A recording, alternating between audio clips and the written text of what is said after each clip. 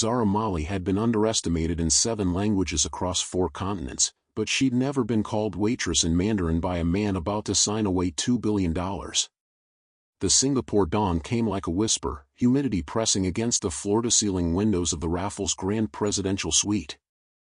Zara Molly stood before the mirror at 5:47 a.m., her reflection sharp in the low light, dark skin glowing against the white silk robe, natural curls still damp from the shower she'd taken an hour earlier but couldn't remember finishing. Her hands moved with ritualistic precision. First, the moisturizer. The same brand her mother had saved for 6 months to buy her before her first Stanford interview. Zara could still hear Vernetta Molly's voice, rough from cigarettes she'd quit but whose damage lingered. "Baby, they gonna look for reasons to say no. Don't give him your skin, your hair, or your confidence." Second, the foundation. Flawless. Not vanity armor. Third, the eyes. Liner sharp enough to cut glass. Zara's phone buzzed against the marble counter. A message from Kiana Brooks, her COO and the only person awake at this ungodly hour besides her. "You've rehearsed the pitch 14 times. Zhi-Yuan's team confirmed for 11 a.m. The contracts are airtight. Go to bed." Zara's lips curved, but it wasn't quite a smile. Sleep was a luxury she'd stopped affording herself around the same time Meridian Velocity's valuation hit $8 billion. Somewhere between the Series C funding and the Forbes cover, rest had become a competitor she refused to lose to. She crossed to the window, looking out over Marina Bay. The city gleamed like a promise, steel and glass and ambition stretching toward a sky still caught between night and morning. Below, early risers moved through their routines, invisible and essential. Invisible. The word tasted bitter. "Only in rooms that don't matter," she whispered to her reflection, her mother's other lesson. "The second you walk in that boardroom, baby, you make them see you. Not what they expect, you." Zara turned from the window and began the next phase, dressing. The cobalt blue Tom Ford suit had been tailored 3 times until it fit like a second skin. The Louboutins added 3 inches she didn't need but wore anyway because height was just another language of power. Her mother's jade bracelet, the only piece of jewelry Vernetta had owned that wasn't costume, clicked softly against her wrist as she fastened it. By 6:15 a.m., Zara Molly looked like victory. She felt like a woman going to war. The $2 billion merger with Azure Summit Capital would expand Meridian Velocity's AI infrastructure across 12 Asian markets. It was the deal that would silence every venture capitalist who'd ever used the phrase culture fit to explain why they passed on funding a black woman. Every tech bro who'd assumed she slept her way to success. Every boardroom that had mistaken her for someone's assistant. But as she stared at the contract awaiting Liang Zhi-Yuan's signature, Zara felt the familiar hollowness that came with every victory lately. "What are you even building this for?" a small voice whispered. She silenced it the way she always did, with work. Across the city, in a penthouse that cost more per month than most people earned in a year, Liang Zhi-Yuan woke to the sound of his third alarm and the distant memory of a dream he couldn't recall. Sunlight sliced through floor-to-ceiling windows, illuminating a space that could have been featured in Architectural Digest but felt more like a museum, beautiful, expensive, untouched. Everything in Xi's life had been curated by someone else: his education, Harvard, because his father said so, his career trajectory, CEO-in-waiting at Azure Summit Capital, even his marriages, both arranged, both dissolved, both women now bound by NDAs thicker than wedding vows. He lay in Egyptian cotton sheets that cost a fortune and felt like nothing. His phone glowed with notifications. 47 emails, 12 texts, 3 missed calls from his father. He ignored all of it and padded barefoot to the espresso machine, Italian, top of the line, a gift from a business partner whose name he couldn't remember. The coffee tasted like obligation. "Mr. Liang," his assistant Jiao's voice crackled through the intercom system he'd never asked for. "You're 11 a.m. with the American CEO. The briefing packet." "I don't need it," Xi interrupted, his Mandarin smooth and dismissive. "It's a formality. The deal's been negotiated by the lawyers for months. I show up, smile for the photo op, sign the papers. sir, Dr. Ellison's background is quite impressive. Stanford Ph.D., she built Meridian Velocity from Geo. His voice carried the particular boredom of a man who'd never had to fight for anything. I'm sure she's very accomplished. But my father wants this merger for the optics, American innovation, Asian markets, diversity narratives for the shareholders. I'm not interested in her resume. I'm interested in her signature. Silence on the other end. Then, of course, sir. Car arrives at 10:30. She ended the call and stared at his reflection in the window. 38 years old. Wealthy beyond measure. Empty in ways he didn't have language for. His mother used to say, Zhi-Yuan, money is a terrible compass. It points everywhere and nowhere. But she'd been dead for 12 years, and his father had spent every year since teaching him the opposite lesson: power isn't about direction, it's about dominance. He dressed in a suit that cost what some families spent on cars, fastened cufflinks engraved with the Liang family crest, and prepared to meet a woman whose name he hadn't bothered to learn. After all, how important could she be? At 10:53 a.m., Zara Molly's car pulled up to the Ivory Lotus, Singapore's most exclusive restaurant, the kind of place where you couldn't buy a reservation, only inherit the right to one. Kiana squeezed her hand once. You got this. Zara nodded, but her pulse drummed a rhythm she refused to name as fear. At 10:58 a.m., Liang Zhi-Yuan's car arrived at the same destination, and he checked his Patek Philippe watch with the practiced impatience of a man whose time had always been considered more valuable than others. Neither of them knew that in exactly 47 minutes, everything they'd built their identities on would shatter. The doors opened. Destiny held its breath. Before we step into that dining room where everything changes, please hit that subscribe button and make sure you share this story and tell me in the comments where you joined me from. I want to ask you something. Have you ever been underestimated because of how you look, where you're from, or who they assumed you were? Drop a comment and let me know, because what's about to happen in the Ivory Lotus isn't just Zara's story. It might be yours too. The Ivory Lotus was the kind of place where silence cost extra. Zara walked through corridors lined with hand-painted porcelain, past dining rooms where conversations happened in hushed Mandarin and deals were sealed with the subtlety of centuries-old tradition. The air smelled of jasmine tea, aged wood, and money so old it had forgotten its own origins. A hostess in a qipao the color of midnight bowed and led them to the Crimson Pavilion, a private room separated from the world by rice paper screens and the understanding that what happened here stayed here. Inside, everything gleamed, jade chopsticks resting on marble holders, orchids arranged with mathematical precision, a round table large enough to seat 12 but set for 6. Kiana did a final check of the contracts while Zara stood by the window overlooking the Singapore River, her reflection ghost-like against the glass. His assistant confirmed he's 7 minutes out, Kiana murmured, scrolling her tablet. You want to review the... No. Zara's voice was calm. I know every word of that contract. Every clause, every comma.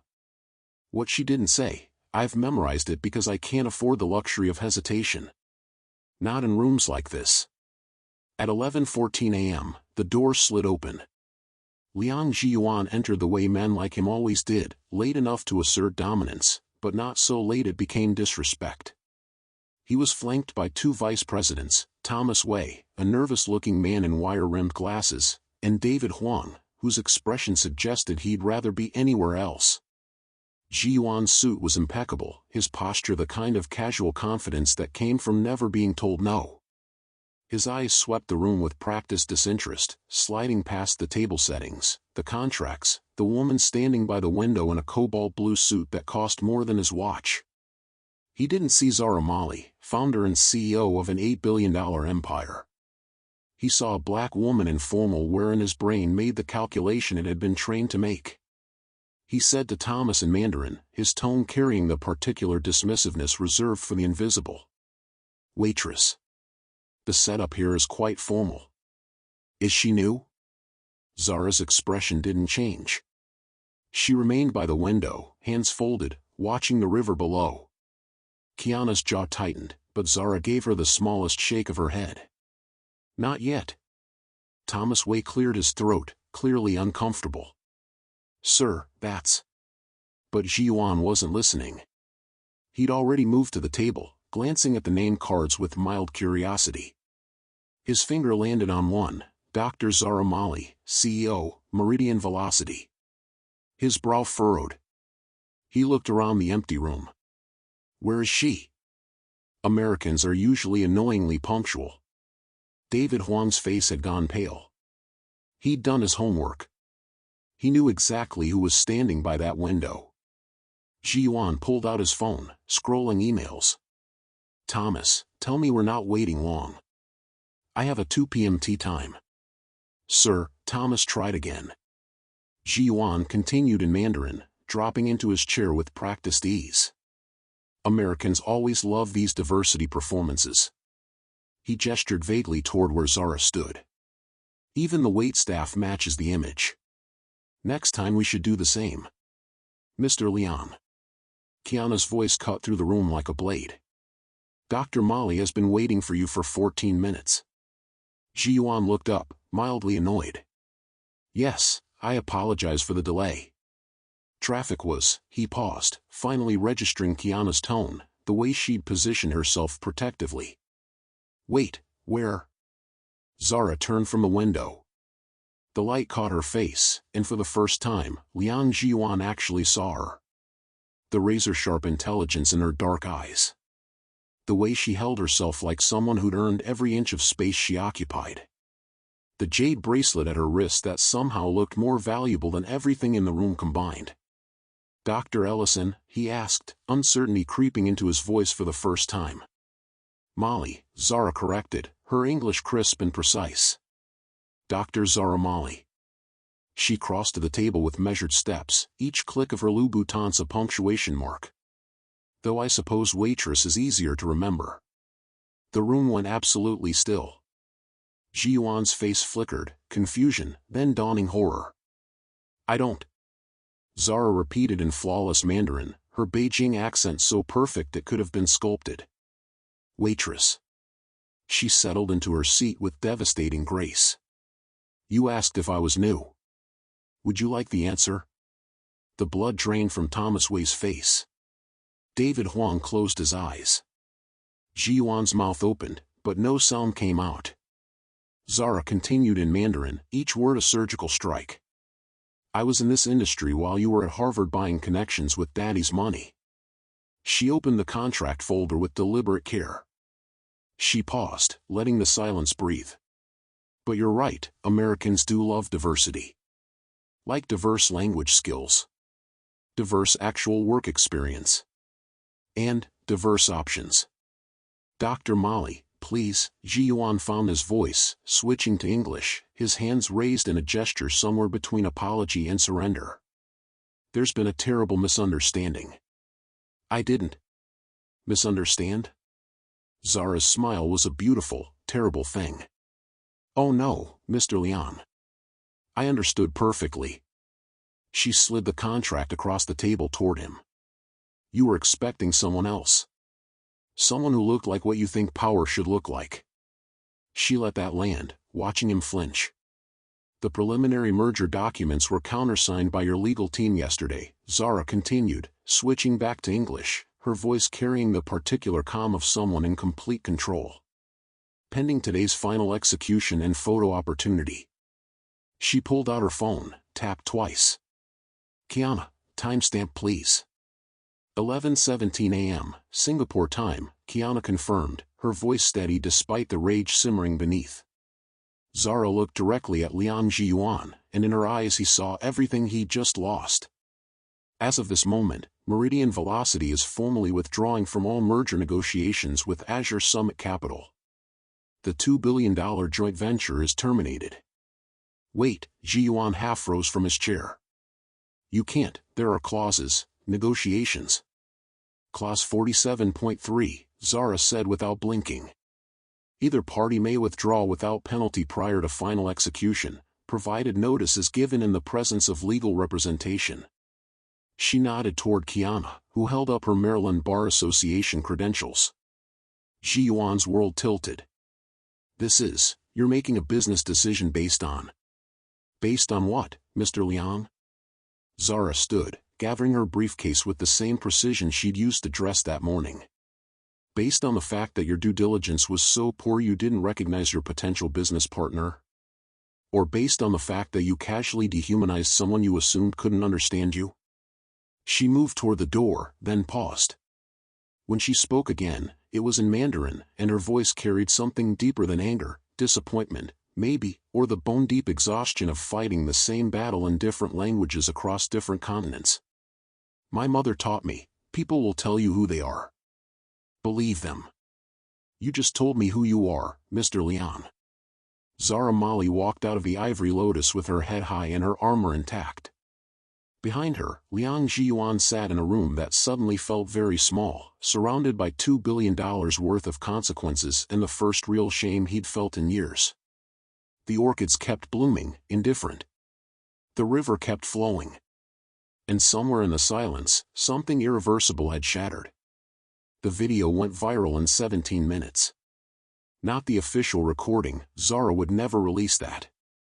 But someone's phone had been recording in an adjacent dining room, catching muffled audio through the rice paper screens. By the time Zara's car pulled up to her hotel, #RespectHer title was trending in 12 countries. Kiana's phone buzzed like a hornet's nest. CNN wants a statement. So does Bloomberg, Forbes, TechCrunch, and, Jesus, Vogue. Zara stared out the window at Singapore's gleaming skyline, her reflection translucent against the glass.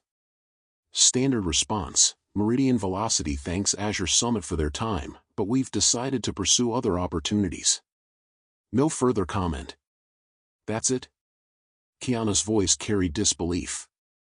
Zara, you just became a living legend. Do you know how many women, how many people, are celebrating what you did in there? I know. Zara's voice was hollow. Then why do you look like you lost? The question hung in the air between them. Zara didn't have an answer that made sense, even to herself.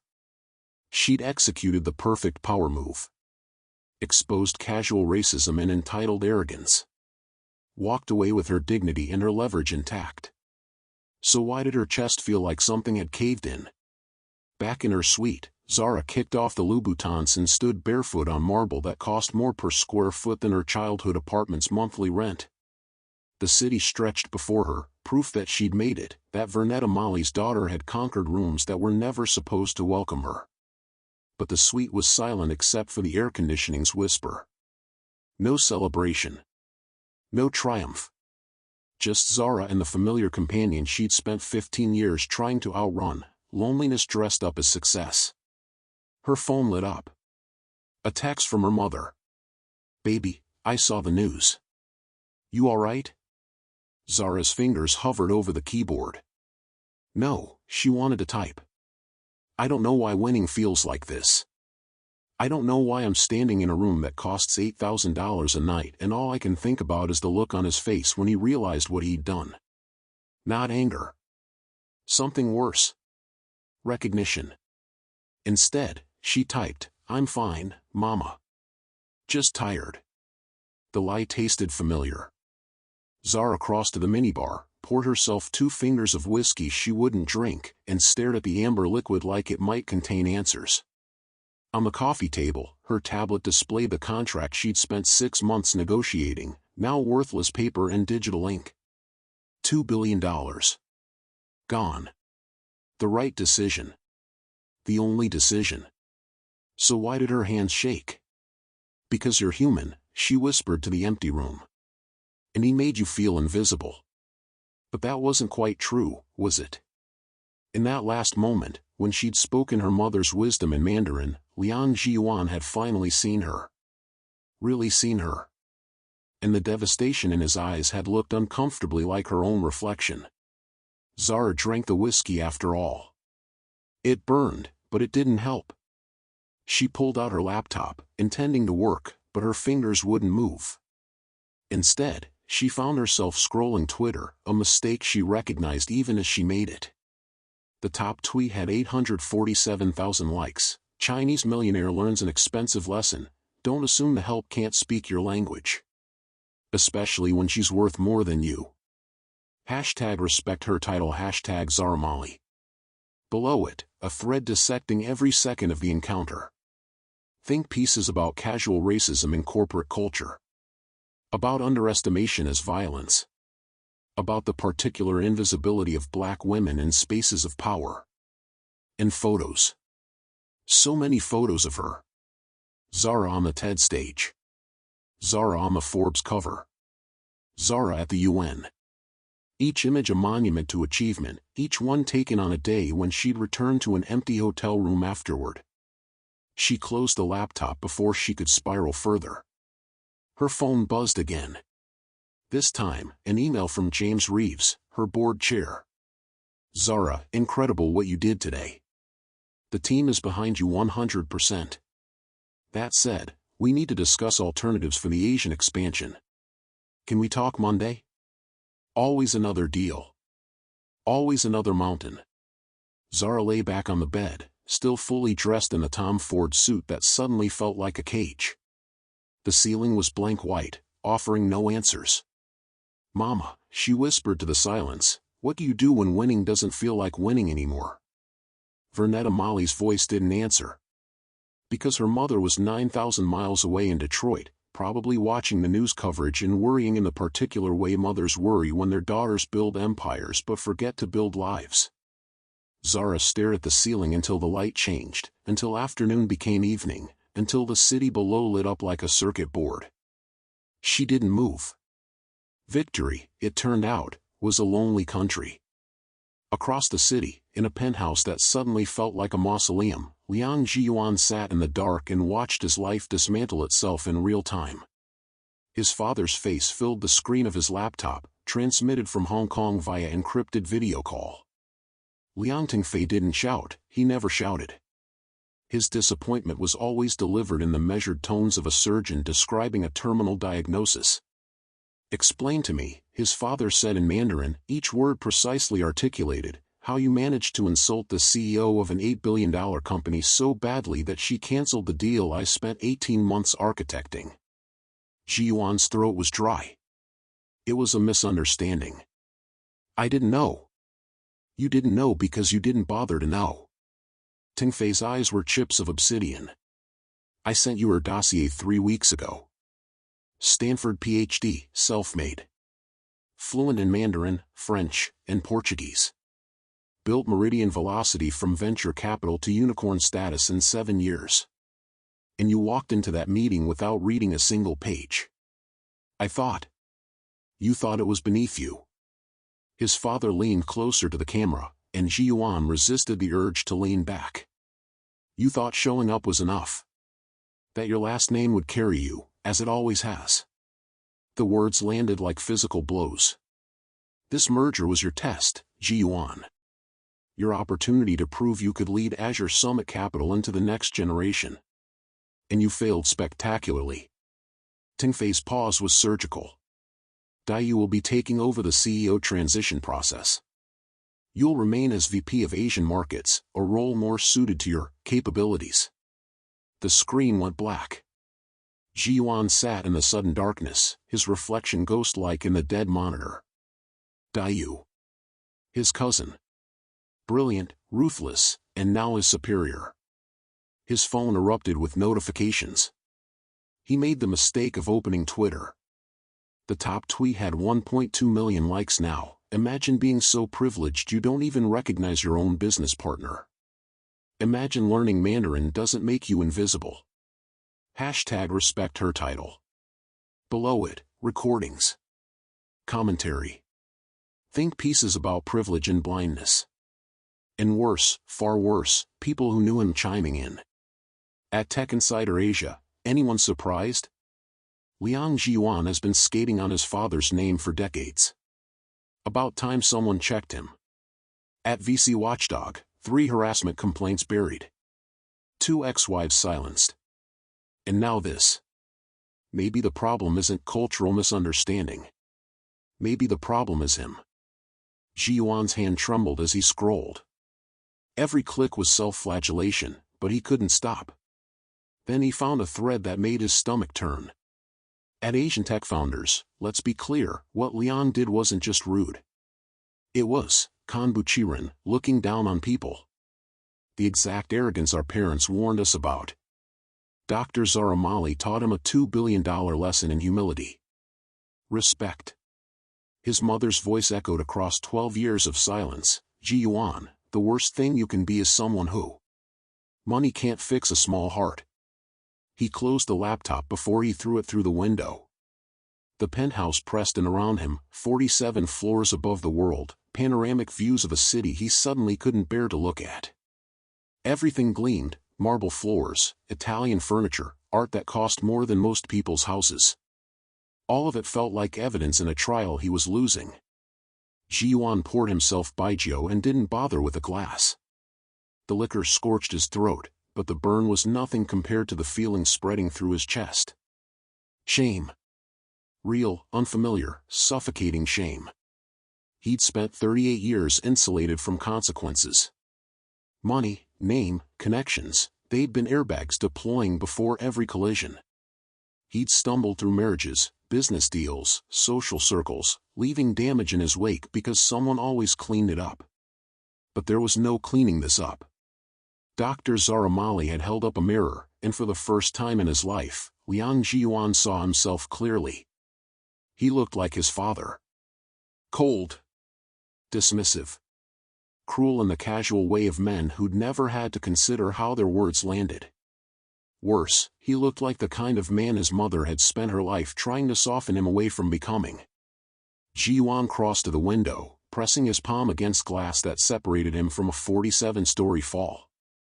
Below, Singapore pulsed with life, people connecting, building, seeing each other. Up here, he was alone with the empire he'd inherited and the man he'd failed to become. His phone buzzed. Thomas Wei, sir, the board is convening an emergency meeting tomorrow at 9 a.m. They're requesting your presence. And, they're not happy. Zhi-Yuan didn't respond. What was there to say? He opened his laptop again, hating himself for it, and searched, Dr. Zara Molly. The results flooded in. Forbes profiles. TED Talks. A documentary about black women in tech. He clicked one video, Zara on stage at a Stanford commencement, her voice clear and commanding. My mother cleaned houses for people who never learned her name, she said to thousands of students hanging on every word. She saved every dollar so I could learn Mandarin in a public school program. She told me, baby, the world will try to make you invisible. Learn their languages. Walk into their rooms. Make them see you. And when they still don't? Zara's smile was fierce. You remind them that you see yourself. And that's the only mirror that matters. The crowd erupted in applause. Zhi-Yuan closed the video, his eyes burning. He pulled up another link, an interview where Zara was asked about being the only black woman CEO in AI infrastructure. Lonely, she repeated the interviewer's question. Every day. But I didn't build Meridian Velocity to fit in. I built it to open doors for the girls who come after me. The ones who'll be told they don't belong, just like I was. Zhi-Yuan's finger hovered over another video, then stopped. He was doing it again. Consuming her achievements like data points, trying to understand her from a distance instead of facing the simpler, more devastating truth. He dismissed her humanity because it was convenient.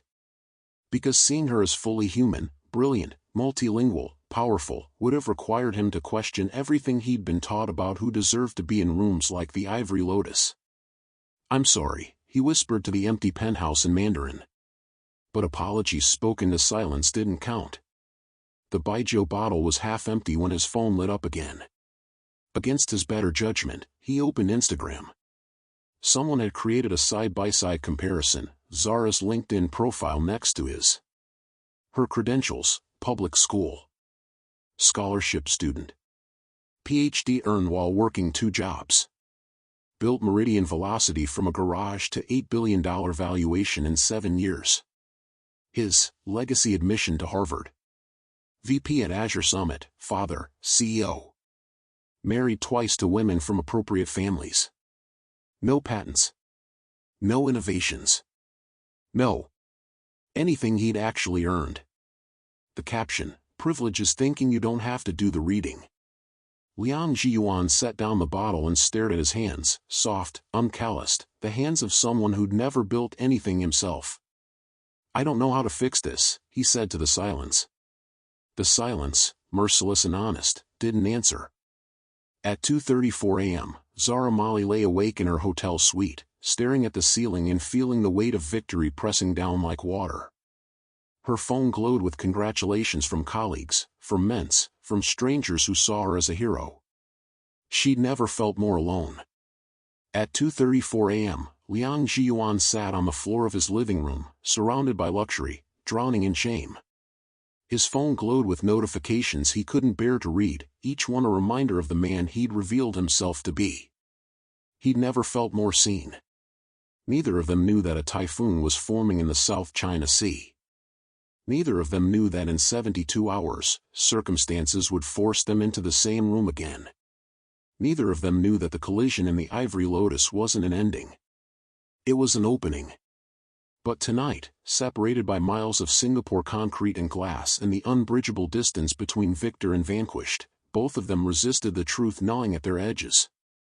That the person who destroyed them might be the only person who could see them whole.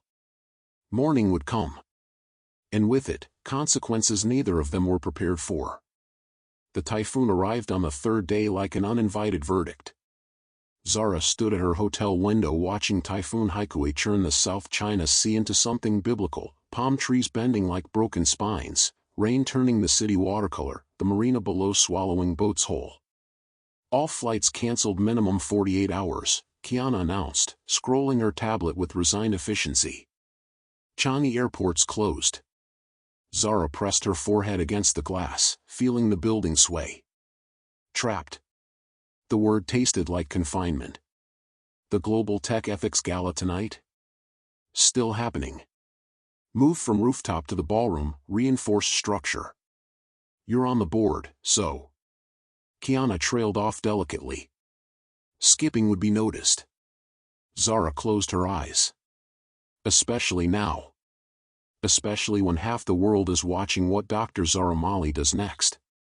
3 days of isolation, drowning in work that didn't fill the hollowness. Now the universe was forcing her hand, a gala attended by every tech executive in Southeast Asia, all of whom had seen the videos, formed opinions, chosen sides. What time? Zara asked quietly. 7 p.m. 4 hours to prepare for spectacle. Across the city, Liang Zhi-Yuan watched the same storm with different eyes. The typhoon felt appropriate, destructive, unstoppable, mirroring the wreckage of 72 hours.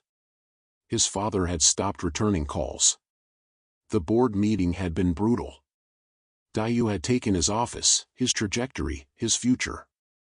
And tonight, the Global Tech Ethics Gala, a commitment made when his attendance meant prestige.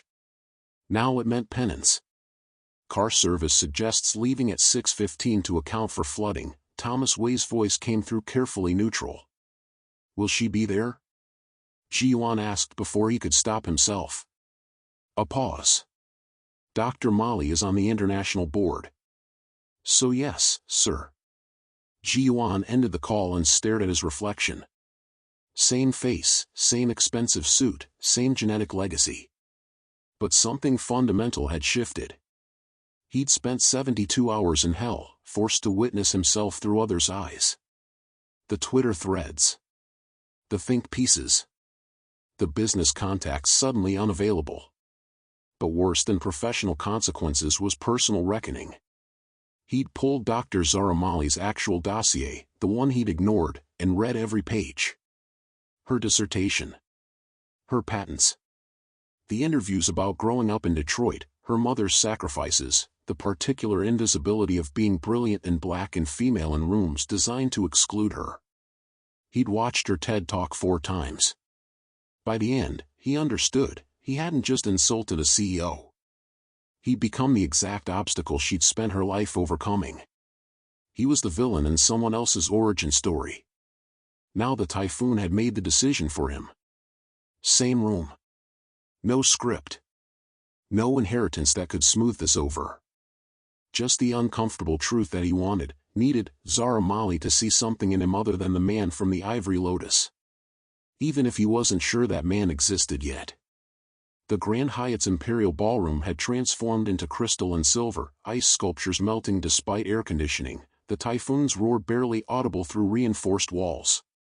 Zara arrived at 7:03 p.m. in a gown the color of midnight, black silk that moved like water, her mother's jade bracelet her only jewelry. She'd pinned her hair up, revealing the clean line of her neck and diamond studs she wore only when she needed to remind herself she'd earned every impossible thing. The room noticed. Conversations paused. Heads turned. A photographer's flash went off despite the no-press policy. Zara kept her expression serene, her stride confident as Kiana guided her toward their table. But her pulse hammered beneath silk. Predators hunt when you blink, baby. She didn't blink. Their table was front and center, board members seating, inescapable visibility. Zara shook hands, accepted congratulations that felt like battlefield promotions, smiled until her jaw ached. Then a ripple moved through the room, the particular shift that happened when someone important arrived. She didn't need to turn around to know. Liang Zhi-Yuan entered like a man walking to his execution, shoulders back, expression blank, but something in his eyes that hadn't been there 3 days ago. The confidence that usually accompanied men like him was conspicuously absent. He looked smaller somehow. Human. Their eyes met across 50 feet of impossible space. Zara's breath caught despite herself. Zhi-Yuan's step faltered, barely, before he continued toward a table mercifully across the room. But she'd seen it, the flinch, the recognition, the weight of something unspoken moving between them like current. Well, Kiana murmured, this just got interesting. Dinner was performance art. Zara navigated courses she barely tasted, conversations on autopilot, hyper-aware of Zhi-Yuan's presence like a pulled muscle, distant but impossible to ignore. Twice she caught him looking. Once, he caught her doing the same. Neither acknowledged it. By dessert, architectural spun sugar and passion fruit, Zara's jaw ached from smiling. The typhoon howled beyond walls, rattling windows. Before tonight's presentation, Dr. Hiroshi Tanaka stood at the podium. I want to acknowledge recent events that sparked crucial conversations about respect and accountability in our industry.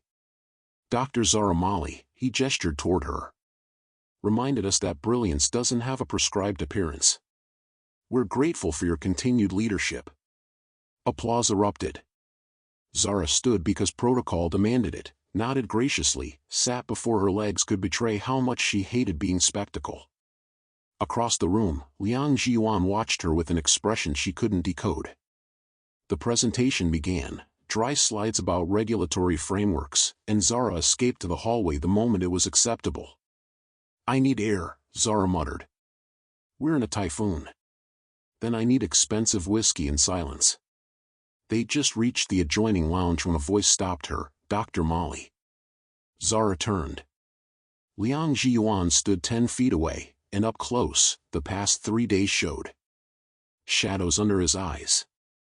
Tension in his jaw. The polish was still there, but something underneath had cracked. Mr. Liang. Her voice was arctic. He stopped, struggling with words for the first time in his privileged life. May I ask one question? Not about the deal. Not about that day. Just, he exhaled. Why do you speak Mandarin? Of all the things she'd expected, it wasn't that. Zara studied him, looking for the trap. But his eyes held only genuine curiosity, and something rawer. Shame, maybe. Or wreckage. My mother, she heard herself say, worked 3 jobs to pay for my Mandarin immersion program. She believed the future would be multilingual, and she wanted me to have every weapon. Weapon, Zhi-Yuan repeated softly. Language is power, Mr. Liang. Surely you know that. I do now. The admission hung between them, surprisingly vulnerable. Before Zara could respond, a commotion erupted from the ballroom, raised voices, someone shouting for help. Both moved simultaneously, instinct overriding antagonism. Inside, chaos. An older man had collapsed, face gray, his wife screaming in Japanese. Guests hovered uselessly, shouting contradictory instructions. Everyone back. Zhi-Yuan's voice cut through panic with command Zara hadn't heard before. He was already kneeling, fingers on the man's neck, checking pulse. Call emergency services, Zara ordered the nearest server in Mandarin, then English. Clear space. Now. People obeyed both without question. Pulse weak but present, Zhi-Yuan said, loosening the man's collar with practiced efficiency. Possible cardiac event. We need a defibrillator. I'll find it. Zara was already moving, gown swishing, adrenaline sharpening everything. She returned 90 seconds later with the AED in security. Zhi-Yuan had positioned the man properly, was speaking to him in Japanese, low, calm, reassuring. You have medical training? Zara asked, kneeling opposite him. Military service. Emergency field medicine. He didn't look up, focused entirely on the patient. Sato-san, can you hear me? The man's eyes fluttered. Together they worked, Zhi-Yuan's hands steady and knowledgeable, Zara coordinating crowd, wife, incoming paramedics, her Mandarin and English creating order from chaos. When the ambulance team arrived and took over, both stepped back, breathing hard. Zhi-Yuan's hands were shaking now, adrenaline ebbing. Zara's gown had a torn hem from kneeling. Their eyes met again, and something passed between them that neither could name, recognition of competence, maybe. Or the strange intimacy of crisis partnership. Or the unsettling realization that the person you'd written off as one-dimensional was suddenly, inconveniently complex. Thank you, Zara said quietly. That was, you saved his life. We did, Zhi-Yuan corrected. Then, softer, you're good in a crisis. So are you. The admission felt like a concession neither had meant to make. Around them, the gala was dissolving. Zara should leave. Should maintain distance. Should not be standing here noticing the way Zhi-Yuan's jacket had been discarded, sleeves rolled up, exposing forearms that suggested he was more than inherited wealth. Dr. Molly, he started. Don't. She held up a hand. Whatever you're about to say, don't. Not here. Not now. I was just going to say. He paused, something vulnerable flickering across his features. I'm glad you were here tonight. Sato-san is lucky. It wasn't an apology. But it was the first honest thing he'd said to her.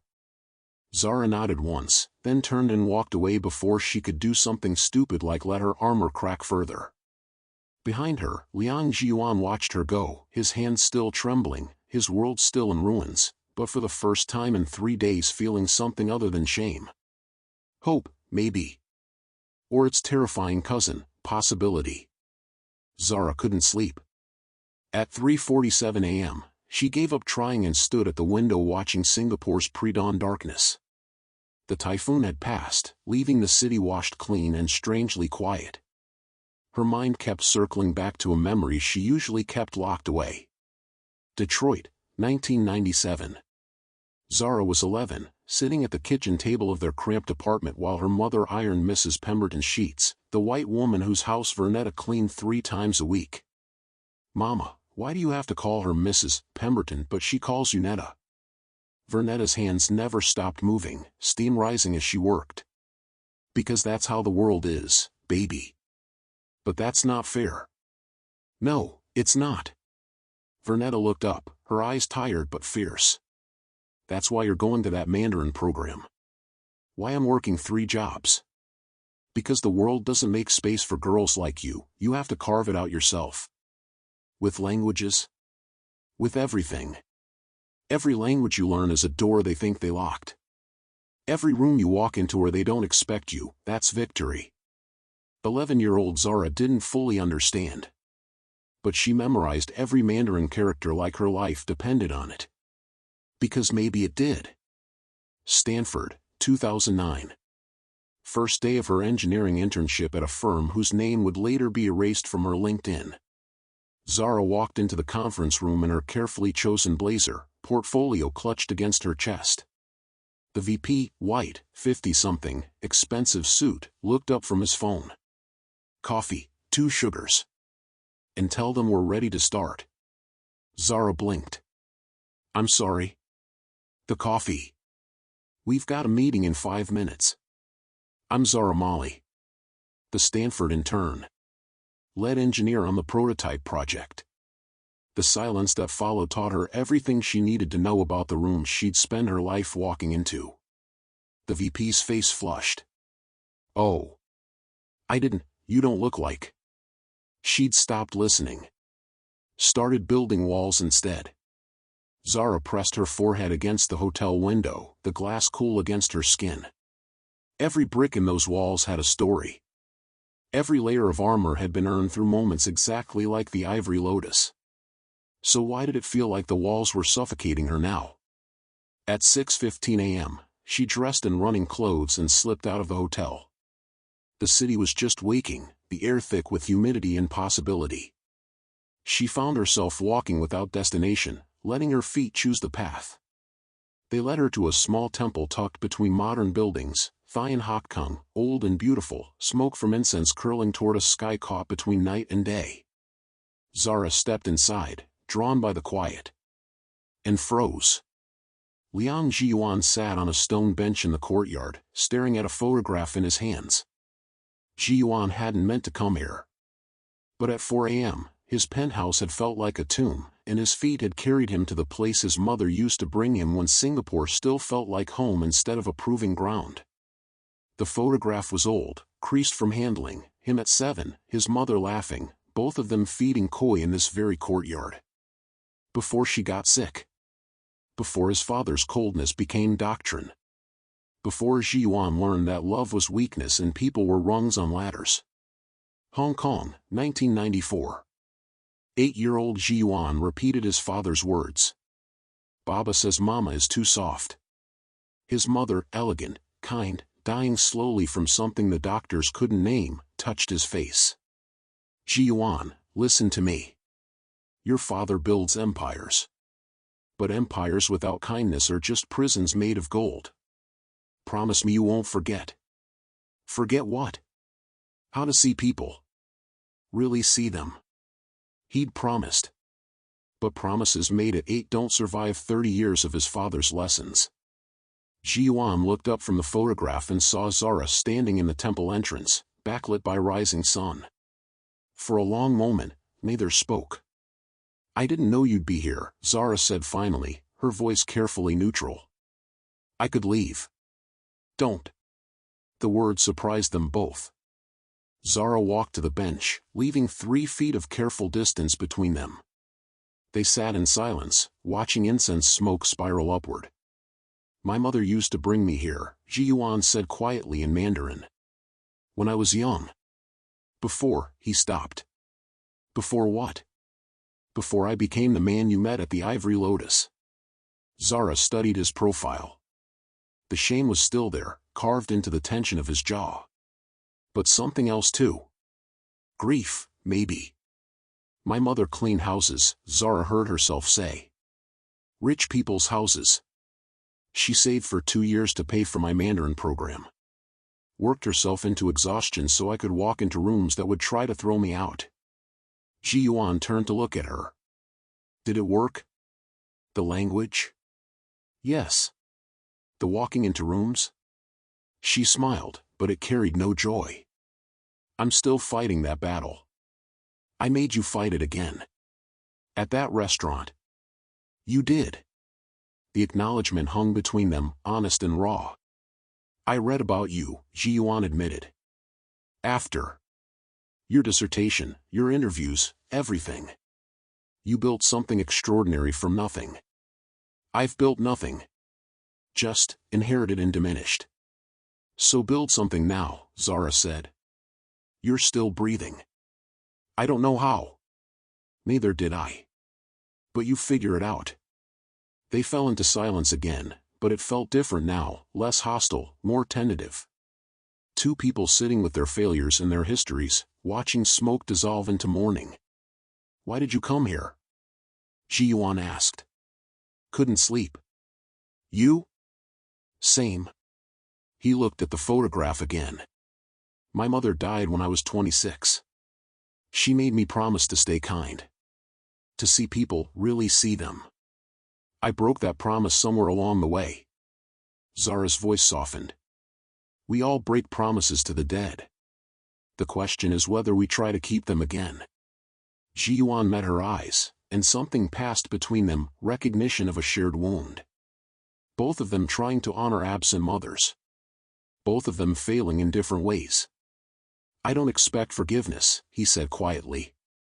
I don't even know if I deserve the chance to apologize properly. But I want you to know, seeing you walk out of that restaurant, I didn't just lose a deal. I lost respect for myself. Zara studied him for a long moment. The wall she'd spent 15 years building screamed at her to leave, to maintain distance, to protect herself. But her mother's voice whispered something else. Baby, sometimes the bravest thing is letting someone prove they can change. I'm going to get tea, Zara said, standing. There's a place near here. You can come if you want. Or not. She walked toward the temple gate, not looking back. Behind her, Liang Zhi-Yuan stared at his mother's photograph one more time, then carefully tucked it into his pocket. He followed. The morning light caught them both as they stepped into the street, two people who'd wounded each other, choosing the terrifying vulnerability of proximity over the safety of distance. Neither knew where this path led. But for the first time in days, neither of them was walking it alone. The tea house was barely wider than a hallway, tucked between a pharmacy and a fabric shop that probably hadn't changed since 1975. Inside, an elderly woman worked behind a counter crowded with clay pots and mismatched cups. Zara slid into a worn wooden booth. Zhi-Yuan hesitated at the entrance, looking profoundly out of place in his expensive casual wear, the kind of relaxed clothing that cost more than the tea house's monthly rent. You don't have to stay, Zara said, not unkindly. I know. He sat down anyway. The old woman shuffled over, speaking rapid Hokkien. Zhi-Yuan responded in the same dialect, ordering with an ease that surprised Zara. When the woman left, he caught her expression. My grandmother, only spoke Hokkien, he explained. My father hated it. Called it peasant tongue. But my mother made sure I learned. Another promise to her? Maybe the only one I kept. The tea arrived in chipped cups that had seen decades of hands.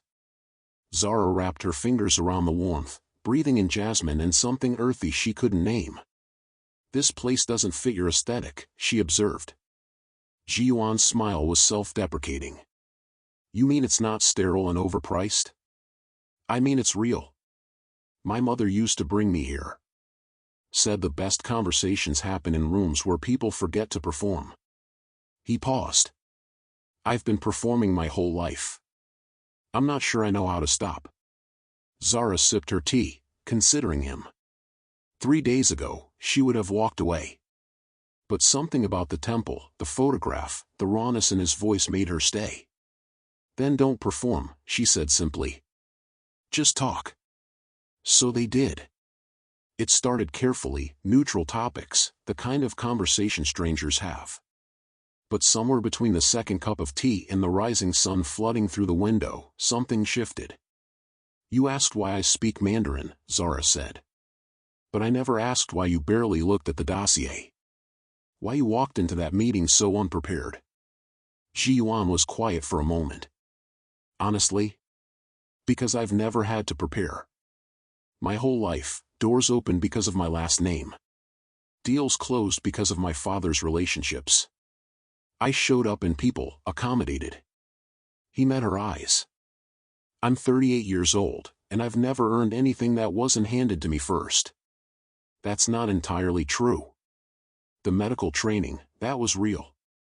What you did at the gala. Military service is mandatory in Singapore. And field medicine was the one thing my father couldn't pay someone else to do for me. His laugh was bitter. Even my competence is accidental.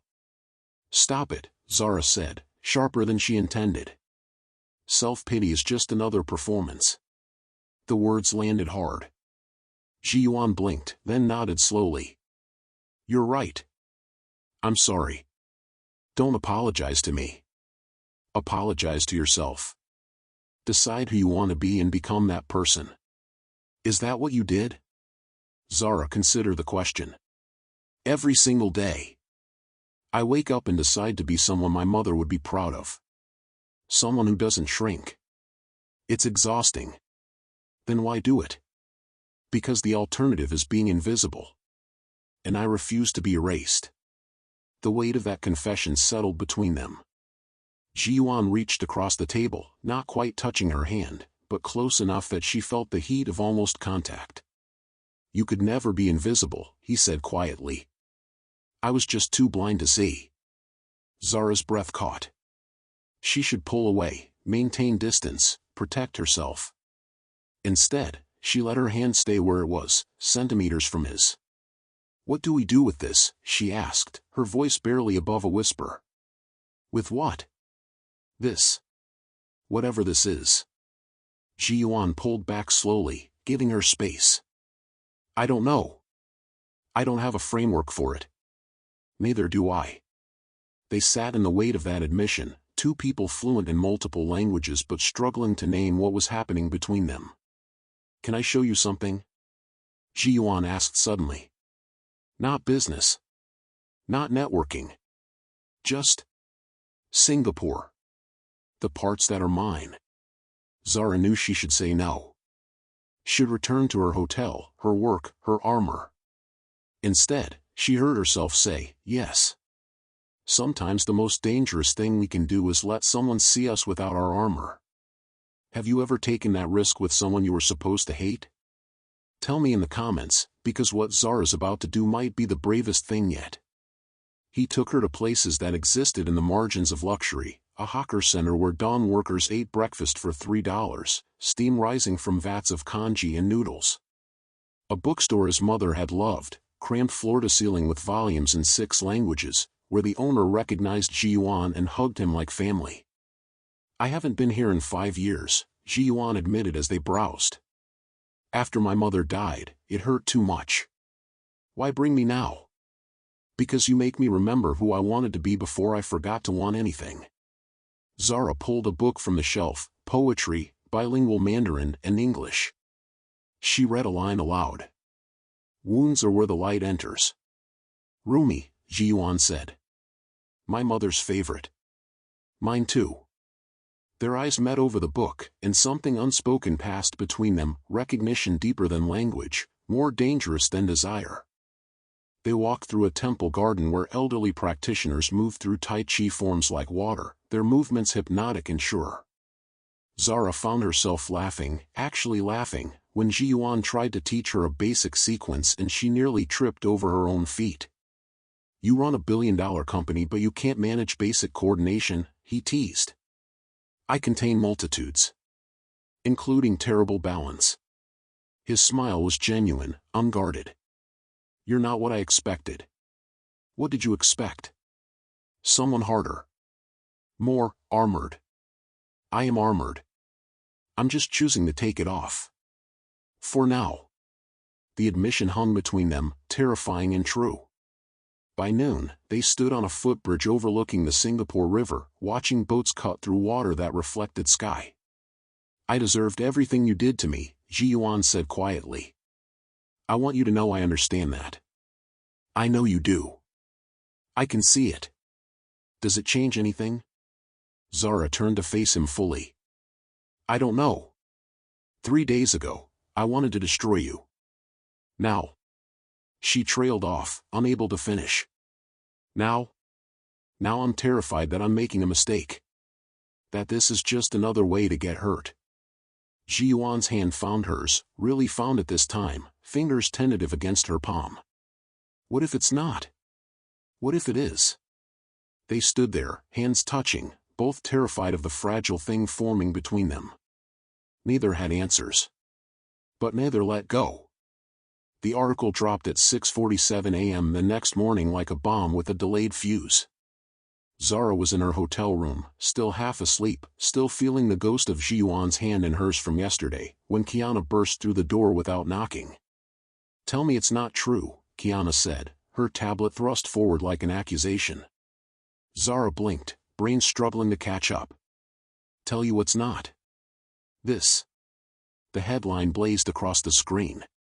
Desperate tactics? Disgraced billionaire allegedly romancing CEO he insulted to salvage failed deal. Below it, photos, Zara and Zhi-Yuan at the tea house. Walking through the bookstore.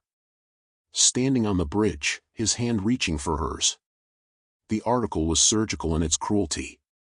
Sources close to Azure Summit Capital suggest Liang Zhi-Yuan, recently demoted after a viral racism scandal, has been pursuing Dr. Zara Molly in what insiders call a calculated emotional manipulation designed to resurrect the $2 billion merger he destroyed.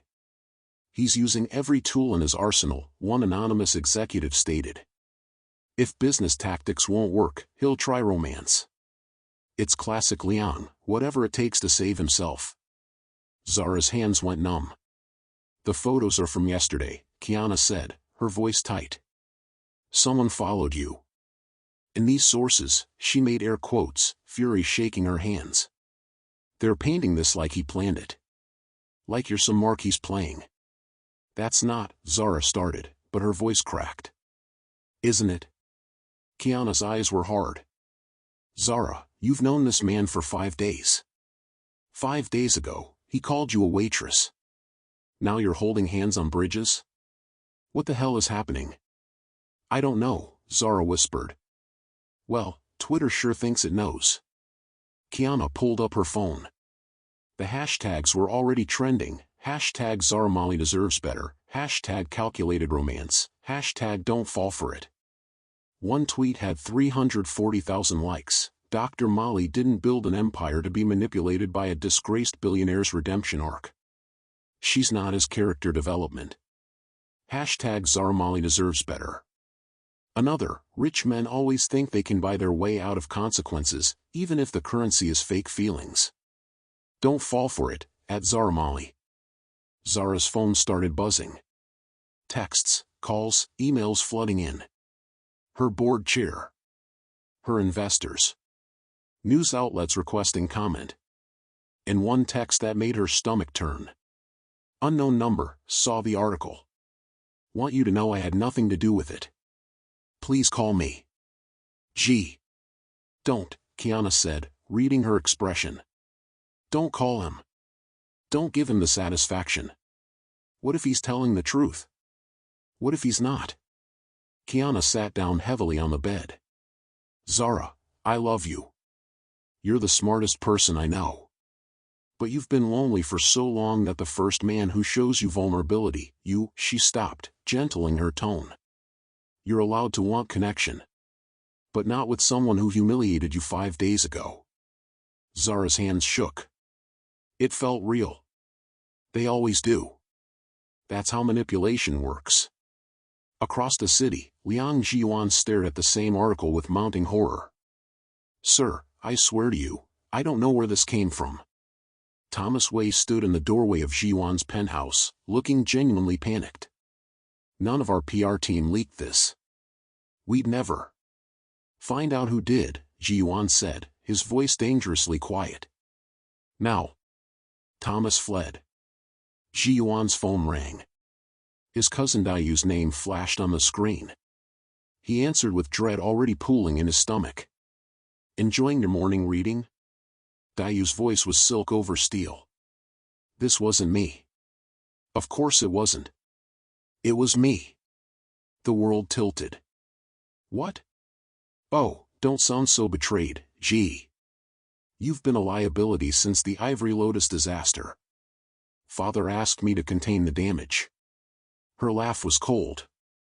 And what better way than to make your little redemption arc look like exactly what it is, a desperate man trying to save himself.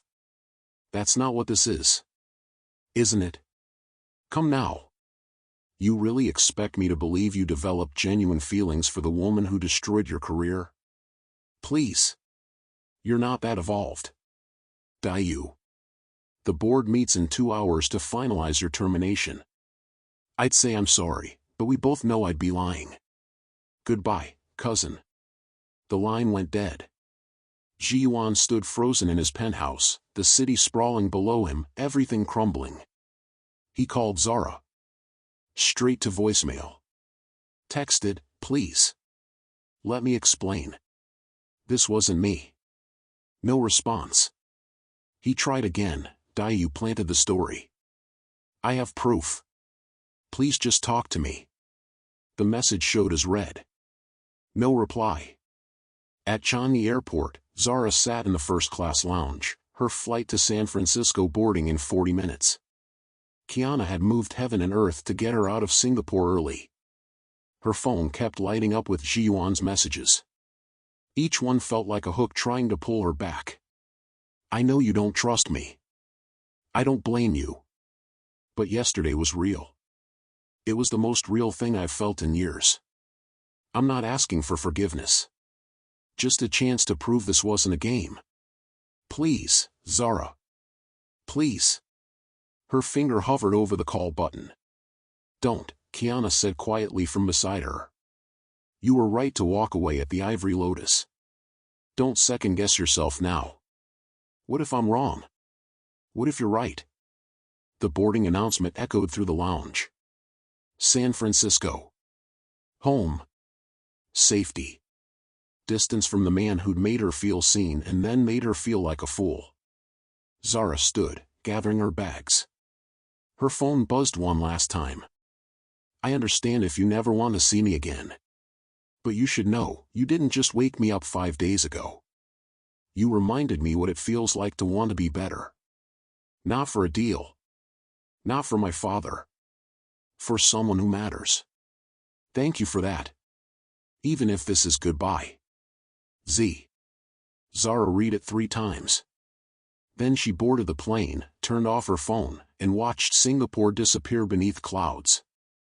In his penthouse, Liang Zhi-Yuan watched the tracking app show her flight departing and felt something fundamental break inside his chest. The fragile bridge they'd built had shattered. And neither of them knew if the pieces could ever be reassembled. The gate was calling final boarding when Zara stopped walking. Kiana was already halfway down the jetway, carry-on rolling behind her, when she realized Zara wasn't following. She turned back. "Zara?" Zara stood at the threshold, staring at her boarding pass like it was written in a language she'd forgotten how to read. "I can't," Zara whispered. "Can't what?" "The plane leaves in 3 minutes. I can't leave. Not like this." Kiana walked back slowly, careful, like approaching something fragile. "You don't owe him anything. You know that, right?" "I know." Zara looked up, her eyes bright with something between fear and clarity. "But I owe myself the truth.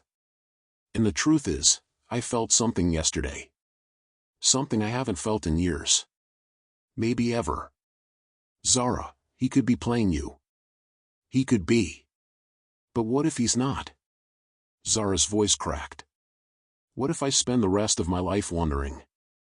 What if I let fear make me miss something real because it came wrapped in the wrong packaging?" "Final boarding for San Francisco," the gate agent announced. Kiana studied Zara's face for a long moment. Then she sighed, grabbed both their bags, and stepped aside. "You're either the bravest woman I know or the most foolish. Maybe both. If he hurts you again, I'm buying a ticket back here just to destroy him myself." Zara hugged her fiercely. "I know. Now go before they close the door."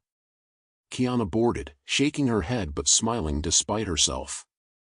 Zara turned away from the gate and walked back into Singapore.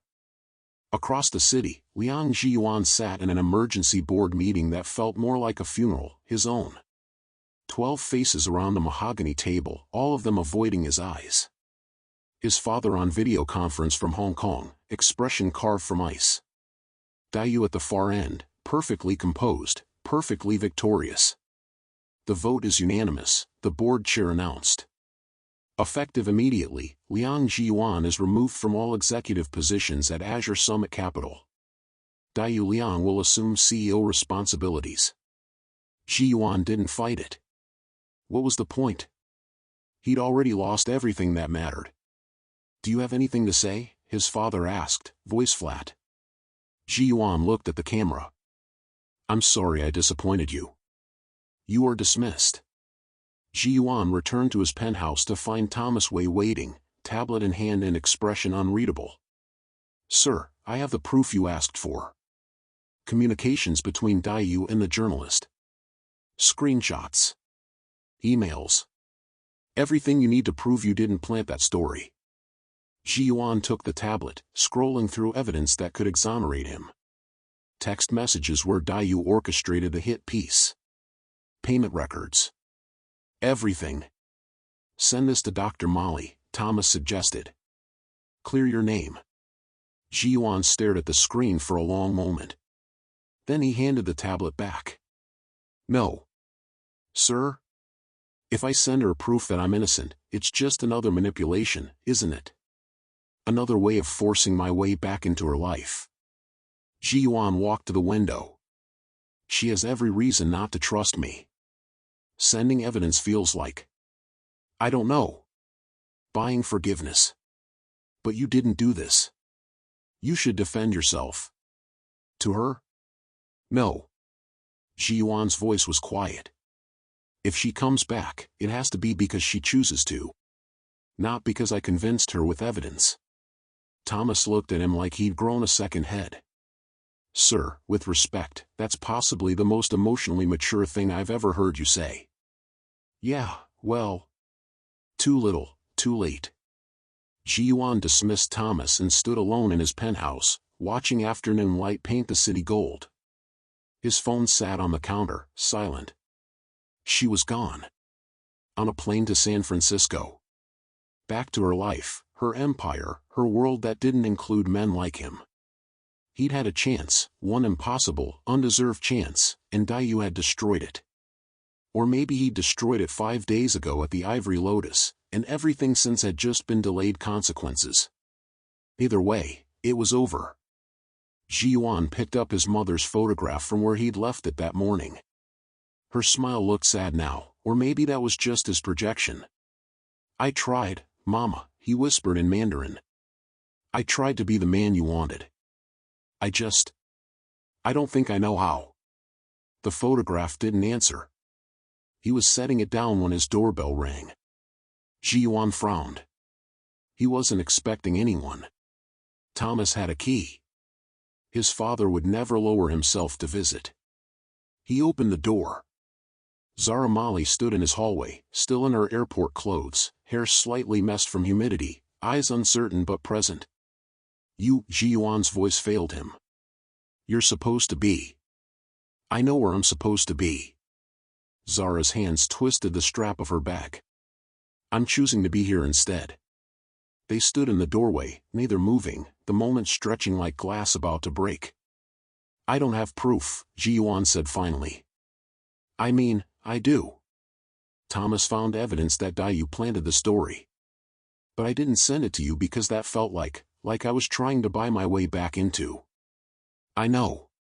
He blinked. You know? Dayu's assistant called me. Apparently, she has a conscience. Zara's smile was tentative. Sent me everything. Screenshots, recordings, the whole thing. Then why are you here? You could have just blocked me with proof I was lying in. You weren't lying, Zara interrupted. That's why I'm here. Because I've spent my whole life protecting myself from people who lie, and for once, her voice caught. For once, I met someone who chose honesty over convenience. I don't understand. Thomas told Dayu's assistant that you refused to send me the proof. That you'd rather lose me than manipulate me. Zara took a step closer. Do you know how rare that is? How terrifying and rare. Zhi-Yuan's hands shook. Zara, I don't know what I'm doing. I don't know how to be the person you deserve. I just know that these past 5 days, you've made me want to be better. And that scares the hell out of me. Good, Zara said softly. Because it scares me too. They stood inches apart, both trembling, both choosing the terrifying vulnerability of staying over the safety of running. What now? Zhi-Yuan asked. Zara reached for his hand. Now we figure it out. Together. Their fingers intertwined. And for the first time in either of their lives, the future felt less like a battle plan and more like a possibility. 6 months later. The Peninsula Singapore's Grand Ballroom glittered with 1,000 lights and twice as many eyes. Cameras lined the back wall, reporters from Bloomberg to TechCrunch to the South China Morning Post, all waiting for the announcement that had been teased for weeks. Zara stood backstage, adjusting her mother's jade bracelet, her ritual before every important moment. The cobalt blue suit had been replaced with emerald green, but the armor was the same. Except it wasn't. Not quite. You ready? Zhi-Yuan appeared beside her, his hand finding hers with the easy familiarity of repetition. 6 months, and the gesture still made her breath catch. Terrified, she admitted. Good. Me too. They'd spent 6 months rebuilding, not the $2 billion deal, but something harder, trust. It had been slow, painful, unglamorous work. Therapy sessions where Zhi-Yuan confronted the entitled blindness his father had cultivated. Long conversations where Zara practiced lowering her armor without feeling like she was surrendering ground. There had been setbacks. Moments when old wounds reopened. By investors' dinner where someone asked if Zara was Zhi-Yuan's consultant, and she'd had to breathe through the rage while he corrected them with steel in his voice. A family gathering where his father refused to acknowledge her, and Zhi-Yuan had walked out, choosing her over legacy. Small battles. Daily choices. The unglamorous work of becoming different people than they'd been at the Ivory Lotus. Dr. Molly, Mr. Liang, you're on in 2, a production assistant called. Zara squeezed his hand once. Remember. You lead, Zhi-Yuan finished. I know. They walked onto the stage together, and the room erupted in camera flashes. Zara stepped to the microphone, and the room quieted. She'd learned that power, the ability to command silence without raising her voice. 6 months ago, she began, her voice clear and steady. I walked out of a meeting because I was called a waitress in a language someone assumed I didn't speak. A ripple moved through the crowd. Everyone knew the story. It had become legend. That moment became viral. A story about accountability, about the cost of assumptions, about what happens when people who've been invisible refuse to stay that way. She paused. But what the viral moment didn't show was what happened after. Zara glanced at Zhi-Yuan, who stood slightly behind her, deliberately deferring. What happened after was harder than the confrontation. It required both of us to look at who we'd become and decide if we liked what we saw. She turned back to the audience. I'm not here to tell you a redemption story. I don't believe in redemption arcs. I believe in daily choices. In people who do the work of becoming better, even when no one's watching. She gestured for Zhi-Yuan to join her at the microphone. Today, Zhi-Yuan said, his Mandarin accented English deliberate and clear, we're announcing something we've built together. Not a merger, a partnership. Meridian Velocity and Horizon Bridge Initiative are launching a $500 million fund dedicated to supporting underrepresented founders in AI across Asia-Pacific. The room erupted in applause. Zara continued, 50% of funding will go to women-led startups. 30% to founders from underrepresented communities. 100% of decisions will be made transparently, with accountability built into every level. This isn't charity, Zhi-Yuan added. It's correction. Investing in brilliance that's been overlooked because people made the same assumptions I made, that power looks a certain way, speaks a certain language, comes from a certain background. A reporter's hand shot up. Mr. Liang, critics have called this performative, a way to rehabilitate your image after the Ivory Lotus incident. What do you say to that? Zhi-Yuan didn't flinch. I'd say they're partially right. 6 months ago, I was a man who'd never earned anything, who'd coasted on privilege and never questioned my blindness. That man doesn't get to claim transformation overnight. He looked at Zara. But I'm not doing this for image rehabilitation. I'm doing it because Dr. Molly showed me what I'd refused to see, that talent, brilliance, and leadership don't have a prescribed appearance. And if I can use my privilege to open doors I used to guard, that's the least I can do. Another reporter, Dr. Molly, are you concerned that partnering with Mr. Liang undermines your credibility? Zara's smile was sharp. I'm concerned that we live in a world where a black woman's credibility is questioned when she chooses partnership over perpetual warfare. I canceled a $2 billion deal because disrespect has consequences. I'm building a $500 million fund because change requires more than viral moments, it requires infrastructure. She leaned into the microphone. And for the record, this isn't Zhi-Yuan's fund that I'm joining. It's our fund, built on equal partnership, equal decision-making, equal accountability. If that undermines my credibility in your eyes, that says more about your assumptions than my choices. The room fell silent, then burst into applause. After the press conference, Zara and Zhi-Yuan stood on a balcony overlooking Marina Bay, watching the city lights reflect off water. Think they bought it? Zhi-Yuan asked. Some did. Some didn't. Some never will. Zara leaned against the railing. But we're not doing this for them. No? We're doing it for the girl who'll walk into a room 20 years from now and won't have to wonder if she belongs. Because we built the room that expects her. Zhi-Yuan was quiet for a moment. My mother would have liked you. Yeah? She would have said you have a kind but powerful heart. I'm not sure about the kind part. I am. He turned to face her. Zara, I know we agreed to take this slow. No public declarations, no rushing, just seeing where this goes. But I need you to know something. His voice was steady, certain. What I feel for you isn't gratitude for teaching me a lesson. It's not guilt or redemption. He struggled for words in English, then switched to Mandarin. You make me want to become someone worthy of being seen by you. Zara's eyes burned. You know the scariest thing about you? What? That I'm starting to believe you. She kissed him then, soft, tentative, terrifying. A choice made in full knowledge of the risk. When they pulled apart, Zhi-Yuan rested his forehead against hers. Where do we go from here? I don't know, Zara admitted. But I know where we don't go back to. The Ivory Lotus? The people we were when we walked in there. They stood together as the city hummed below them, two people who'd met through mutual wounding and chosen the harder path of mutual healing. It wasn't a fairy tale. There would be more arguments, more moments when old patterns resurfaced, more work ahead than behind them. But as Zara's mother used to say, baby, the best love isn't the kind that fixes you.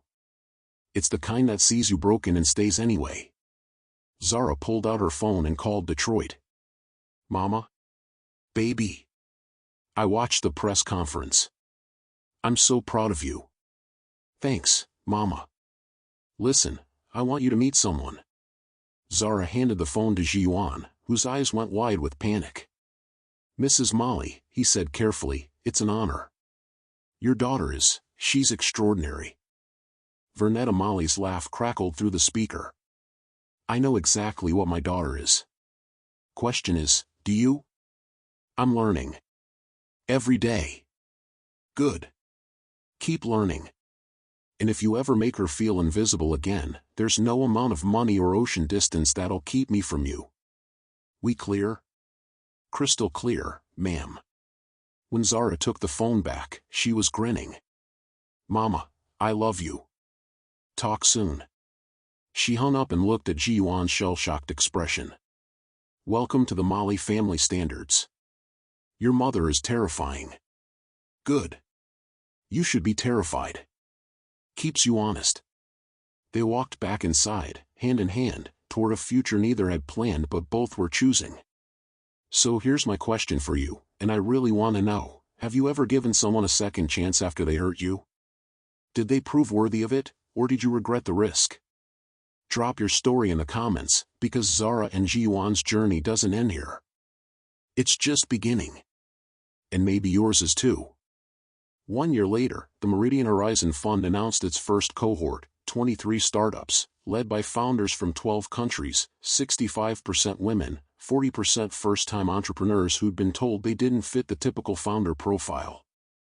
Zara stood at the opening ceremony, watching a young Vietnamese woman present her AI ethics platform, and felt her mother's hand squeeze her shoulder even though Vernetta was 9,000 miles away in Detroit. Beside her, Zhi-Yuan whispered in Mandarin. "Look. We built something." "We did," Zara whispered back in the same language. "And we're not done." They never would be. Because the work of becoming better, of building spaces that expect brilliance in every form, of choosing connection over armor, that work didn't have an ending. It just had daily choices. And every day, Zara Molly and Liang Zhi-Yuan chose each other. Not because it was easy, but because it was real.